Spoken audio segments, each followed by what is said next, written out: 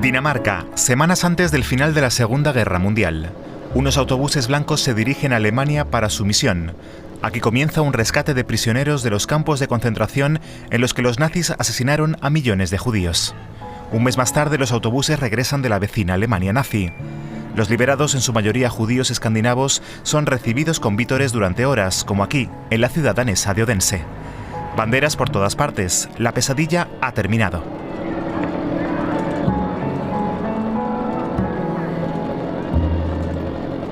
En uno de los autobuses viaja Ruth, de 17 años. Es de Copenhague, la capital de Dinamarca. Pasó 18 meses en el campo de concentración de Theresienstadt, junto con más de 400 judíos daneses.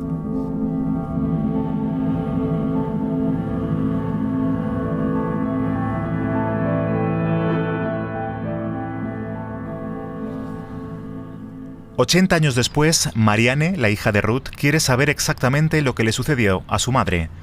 Lo que no quería o no podía contar. Ella sí quiere contarlo, como experta en historia judía. Pero aquí es ante todo la hija de una víctima y le gustaría ver uno de los pocos autobuses blancos que aún se conservan. Hay uno en Israel y otro aquí, en el antiguo campo de internamiento de Froslev, en Dinamarca. En autobuses como este, alrededor de 20.000 personas salieron de los campos de concentración alemanes, entre ellas Ruth, la madre de Marianne. Probablemente iba sentada, no sé cuántos asientos había en el autobús. Podían viajar más personas porque estaban en los huesos, ¿no? Sí, estaban todos escuálidos, habían pasado mucha hambre. Muchos de los sobrevivientes apenas podían caminar o mantenerse en pie. La ayuda llegó en el último momento.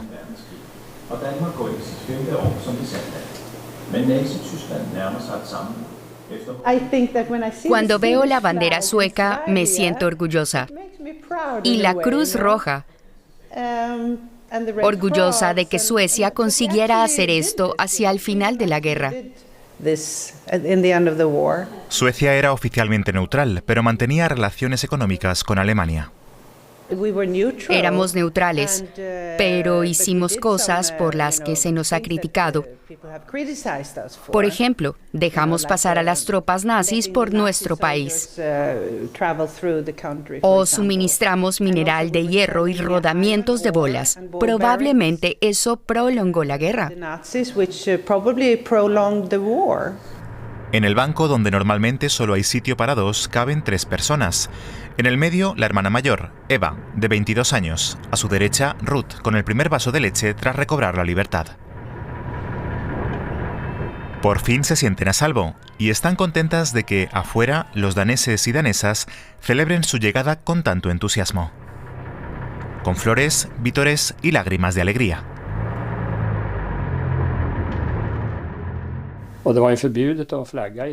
Dinamarca aún estaba bajo ocupación alemana. Las banderas danesas estaban prohibidas, pero a nadie le importaba.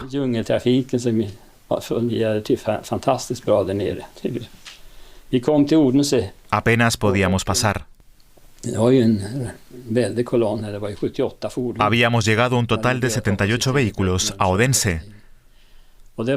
Era una aglomeración increíble.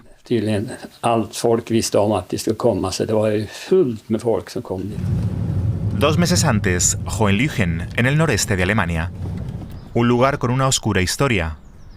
Originalmente fue un conjunto de sanatorios, que más tarde el régimen nacionalsocialista utilizó para deportistas de los Juegos Olímpicos de Berlín de 1936 o para nazis prominentes. Durante la Segunda Guerra Mundial, médicos de las SS llevaron a cabo aquí crueles experimentos con prisioneros. El 19 de febrero de 1945, 2 hombres se reunieron aquí. Heinrich Himmler, jefe de las SS y número 2 del Estado nazi después de Hitler, y el conde Folke Bernadotte, de la Cruz Roja sueca. Bernadotte era sobrino del rey de Suecia y estaba aquí en misión secreta. El objetivo, la liberación de los prisioneros escandinavos de los campos de concentración alemanes. Bernadotte lleva consigo un libro sueco con runas del siglo XVII, un regalo para su anfitrión. Himmler ve en la reunión una oportunidad. Himmler quiere salvar el pellejo porque sabe que la guerra está perdida. Por eso permite que la Cruz Roja Sueca y Folke Bernadotte recojan a los prisioneros de los campos de concentración y los lleven a casa. Bernadotte no pensaba en los judíos, sino en los escandinavos en general, pero la comunidad judía insiste: traigan a los judíos a casa, están en condiciones terribles. Hubo unos cuantos nazis que consideraron que era el momento de ganarse la simpatía de los aliados y ayudar a Bernadotte. La Cruz Roja recibe el encargo del gobierno sueco. El ejército pone a disposición unos 78 vehículos, entre autobuses y camiones. Bernadotte recluta a hombres y mujeres para el viaje. Rescatar a compatriotas de los campos de prisioneros alemanes, eso es lo que se les dice. No se les da mucha más información. Bernadotte elige personalmente a Axel Molin como jefe de la misión. Ambos se conocen del ejército. En 2003, Molin concede al sitio conmemorativo de Neuengamme una entrevista. Junto al retrato de Bernadotte en su despacho cuelga la autorización de tránsito para los autobuses blancos, expedido por las SS a su nombre. Se especifica que el viaje es de interés estratégico para la guerra y que en cada autobús debe ir un miembro de las SS. Solo se contempla un máximo de 250 personas. Debíamos reunir a civiles suecos en un campo de concentración. Suecia tenía que pagar todo y no se podía informar a la prensa.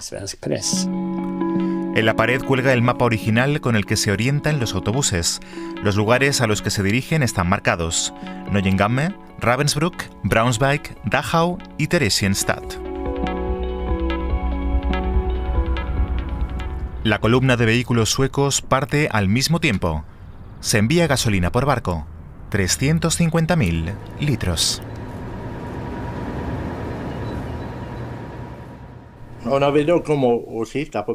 Cuando entramos con los autobuses en el ferry, casi todos ya estaban pintados de blanco. Los aliados habían dicho que no podían garantizar nuestra seguridad si no estaban pintados de blanco.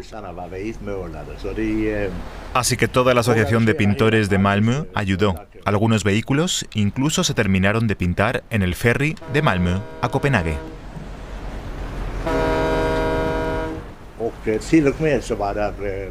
Pero era pintura de cal normal, que no aguantaba la lluvia. Así que nos llevamos brochas y pintura y fuimos retocando la capa de pintura durante todo el trayecto. Era nuestro seguro de vida.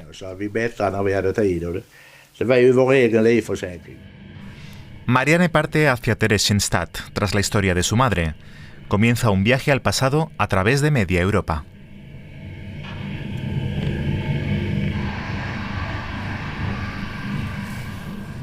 Los nazis presentaban el campo de concentración y gueto de Theresienstadt como un campo modelo con fines propagandísticos. Aquí, los nazis engañaban a la opinión pública mundial y a los inspectores de la Cruz Roja, haciéndoles creer que era un lugar normal. Pero en realidad, Theresienstadt era una parada en el camino hacia las cámaras de gas.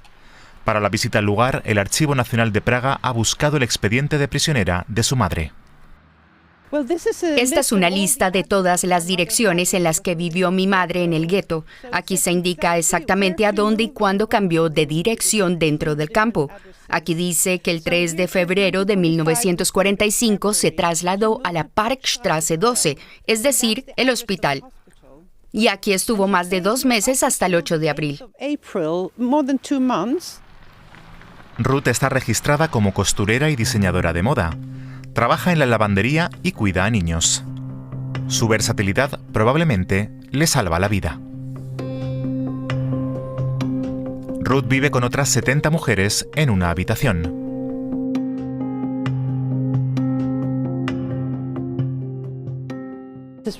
Es impactante lo estrecho que es esto. No tenían ninguna intimidad.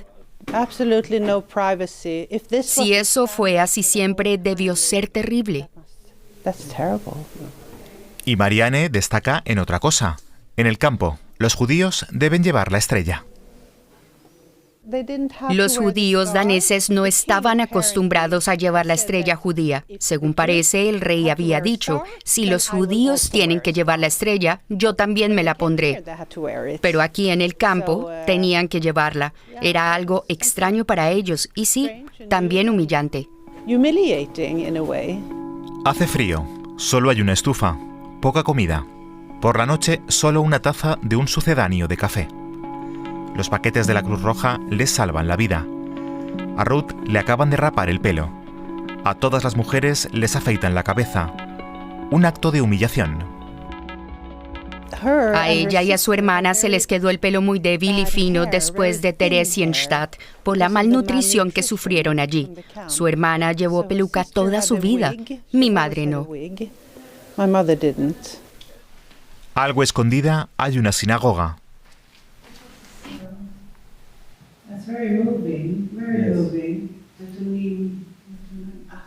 Misericordia para Sion, traduce Marianne, que vivió 13 años en Israel y habla hebreo.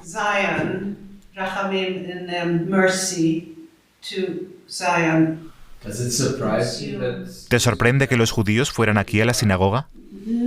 No me sorprende porque intentaban encontrar algún tipo de normalidad incluso en esta situación. Lo hacían en las peores situaciones. Siempre intentaban celebrar de alguna manera sus fiestas o el Sabbat, donde podían y con los medios que tenían. Desde 1943 salen constantemente desde este edificio los transportes hacia los campos de exterminio. En este lugar, en abril de 1945, Ruth y los demás judíos daneses esperan los autobuses blancos, pero no llegan. Había muchos rumores todo el tiempo. Ya habían oído un mes antes que iban a ir a Suecia, pero eso no ocurría. A los conductores de los autobuses blancos no se les permite entrar en los campos. Tienen listas de los prisioneros cuya liberación ha sido autorizada por Himmler, entre ellos los judíos daneses de Theresienstadt. A mediados de abril de 1945 llega el momento. Cuando finalmente vieron llegar los autobuses, fue increíble. Todos esos autobuses blancos con la bandera sueca. Desde mediados de marzo hasta finales de abril, los autobuses blancos recorren las carreteras hacia Buchenwald, Dachau, Theresienstadt, Ravensbrück y otros campos. En abril se suman más de 100 autobuses daneses. Salvan a miles de prisioneros de una muerte segura. En el camino de vuelta, los autobuses deben hacer una parada en el campo de concentración de Neuengamme por orden de los nazis, lo que supone un auténtico horror para los liberados. Solo unos pocos vehículos logran eludir esta orden. Neuengamme tenía una reputación terrible. Los judíos de Theresienstadt no querían parar allí. Por eso seguimos directamente hacia Dinamarca. En el campo de concentración de Neuengamme, cerca de Hamburgo, se agrupa a los presos escandinavos. El campo ya estaba abarrotado. Entonces a las SS se les ocurre proponer a algunos conductores suecos un pérfido trato.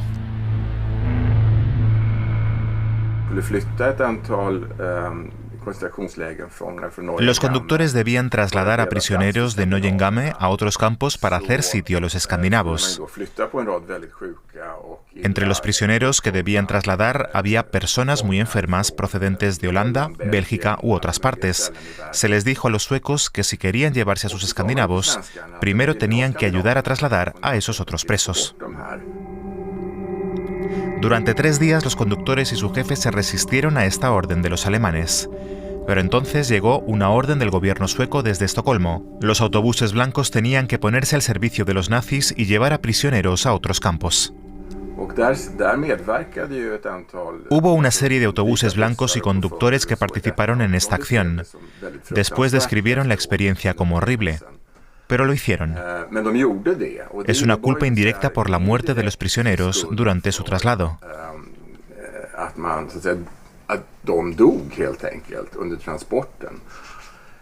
Y ese es el lado oscuro de los autobuses blancos.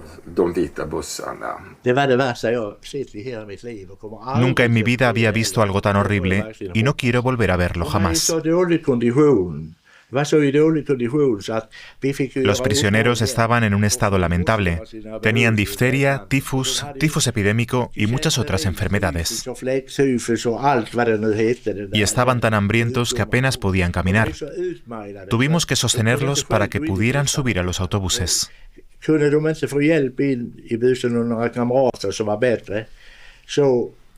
Y encima los alemanes los empujaban y los insultaban.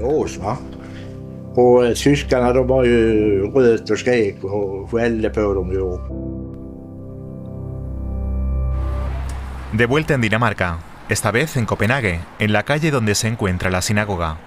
Desde un atentado terrorista en 2015, está constantemente vigilada por la policía.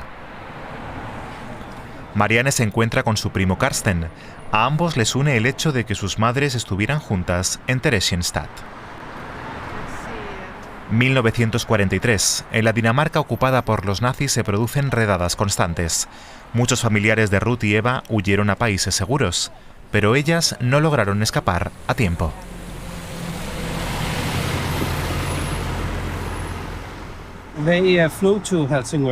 Primero huyeron a Elsinor, la ciudad portuaria. Suecia queda muy cerca, a 20 minutos en ferry. Mi madre conocía en Elsinor a un chico cuyos padres les dieron alojamiento.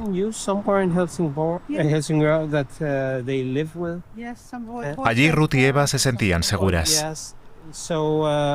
Pero no lo estaban. Hubo un delator, un soldado danés de las SS.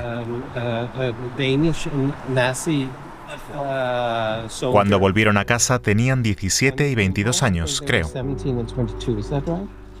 Estuvieron prisioneras durante 1 año y medio. Habría sido tan fácil cruzar a Suecia, pero les llevó 1 año y medio. Sí, 1 año y medio que les destrozó la vida. Un restaurante en la ciudad portuaria de Elsinor. Las dos jóvenes, Ruth y Eva, han ido allí a bailar. De repente aparece en la puerta un hombre con el uniforme de las Waffen-SS, un danés llamado Paul Weger. Por 50 coronas danesas por persona, la recompensa habitual, las delata a la Gestapo. Tras el interrogatorio, el 13 de octubre de 1943 son trasladadas en un vagón de ganado a Theresienstadt, junto con otros 450 judíos daneses que tampoco lograron escapar. No fueron lo suficientemente cautas, eran jóvenes y querían divertirse por la noche. No eran conscientes del peligro, eran chicas muy guapas. Todo podría haber sido muy diferente, como fue el caso del padre de su amiga Charlotte Talmay. Mientras que Marianne ha seguido los pasos de su madre hasta Theresienstadt, Charlotte se dirige a Dragor, en el estrecho de Öresund, frente a Suecia. A lo largo de la costa, casi todos los judíos daneses logran eludir las redadas de los ocupantes alemanes. Lo hacen en pequeñas embarcaciones, como el pequeño barco pesquero Elizabeth, con el número K571. Desempeñó un papel muy importante. Retrocedamos en el tiempo. Octubre de 1943. Miembros del ejército alemán y de las SS recorren la ciudad en camiones durante la noche. Los soldados alemanes tienen órdenes de llamar solo una vez a las puertas, pero llamen donde llamen, en las calles judías de Copenhague los habitantes han desaparecido. Las luces de las viviendas siguen encendidas, pero los habitantes han huido hacia la neutral Suecia.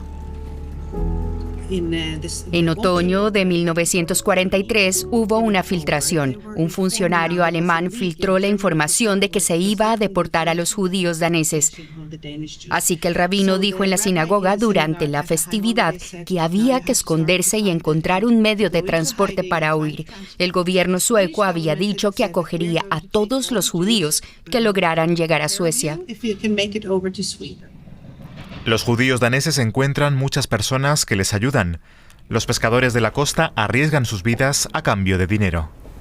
El Elizabeth lleva a 70 refugiados a Suecia, escondidos entre el pescado. Entre ellos, el padre y la abuela de Charlotte Talmay.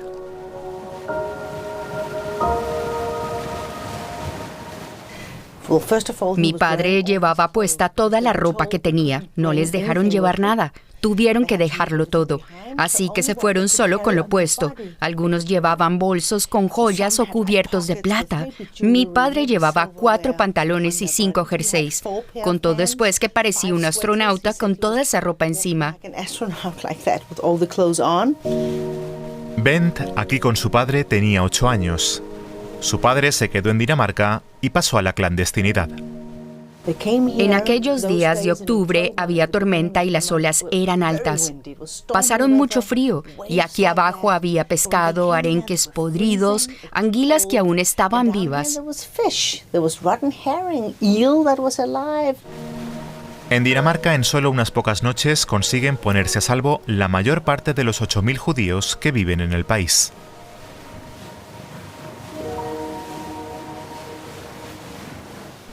Mi padre contaba que aquí abajo se podía cortar el aire. Todos estaban tensos por el miedo. Me conmovió hasta las lágrimas cuando contó que había intentado llamar la atención de su madre y que ella no había sido capaz de consolarlo porque estaba muy preocupada y asustada. Se sintió rechazado, sentado allí solo, como si no hubiera nadie más. Llegaron a aguas internacionales entre Dinamarca y Suecia, el estrecho de Øresund, y hubo un sentimiento de alivio general. La gente subió a fumar a cubierta. Eso era libertad. Venían de un mundo en el que los alemanes querían matarlos por ser judíos, y ahora ante ellos, Suecia, puerto seguro. El padre de Charlotte, Ben Talmay, y su abuela tuvieron suerte con el patrón del barco. Encontró el camino incluso en la oscuridad. En algún momento llegaron a territorio sueco, donde les esperaba un pequeño buque de guerra sueco. Los ayudantes subieron a la gente a bordo. El buque de guerra llevó a todos a tierra firme, a un lugar seguro. El Dragaminas M20, que en aquel entonces rescataba día y noche a los fugitivos, lleva mucho tiempo fuera de servicio, pero sigue activo. En Suecia casi nadie conoce el barco y a sus héroes de 1943.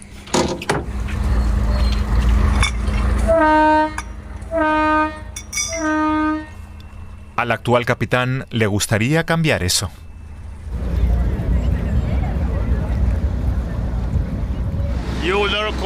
Estaban helados, tenían miedo. La mayoría llegaba en mitad de la noche. Estaban contentos de estar a salvo. Les daban algo caliente para beber y mantas. Aquí abajo los reanimaban.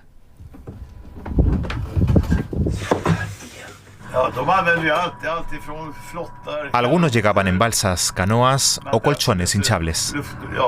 Estaban en peligro, no había duda. El gobierno sueco dio luz verde. No hubo una orden expresa. Estaba entre líneas. No se trataba de que hubiera que salvarlos, sino de que se podía salvarlos. Y eso es lo que hicimos. Era nuestro deber.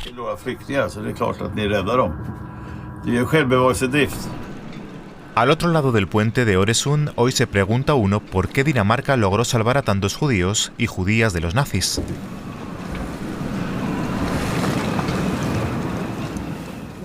Sabemos que muchos soldados alemanes estaban contentos de estar destinados en Dinamarca. Dinamarca tenía el apodo de Frente de Crema. Estaban contentos de no tener que luchar a vida o muerte en Rusia. Así que las tropas alemanas se encontraban en un país en el que, al menos durante los 3 primeros años, la colaboración entre el gobierno danés y los nazis funcionaba. Esto les permitía moverse libremente, sentirse seguros y disfrutar del lugar, cosa que hicieron. Cuando la situación cambió y se decidió perseguir a los judíos para que la ciudad quedara, como decían los nazis, limpia de judíos, la resistencia danesa entró en acción. Barcos pesqueros sacaron a los judíos de Dinamarca. Así que los soldados del ejército ya no tenían que preocuparse más por ello. Hicieron la vista gorda. Quizás también encaja con esto lo que sucedió durante el interrogatorio de las dos jóvenes, la madre y la tía de Marianne. Un detalle que la familia había olvidado hasta que de repente al final del rodaje la hermana mayor de Marianne lo recordó.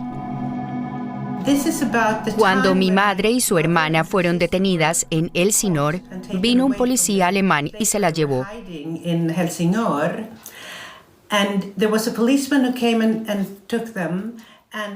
Y como pueden ver en la foto, mi madre Ruth es rubia y su hermana Eva es morena. El policía le dijo a mi madre, eres rubia, no pareces judía en absoluto. ¿Estás segura de que eres judía? Quizás te adoptaron, quizás vienes de otra familia, porque tu hermana es morena y tú eres rubia.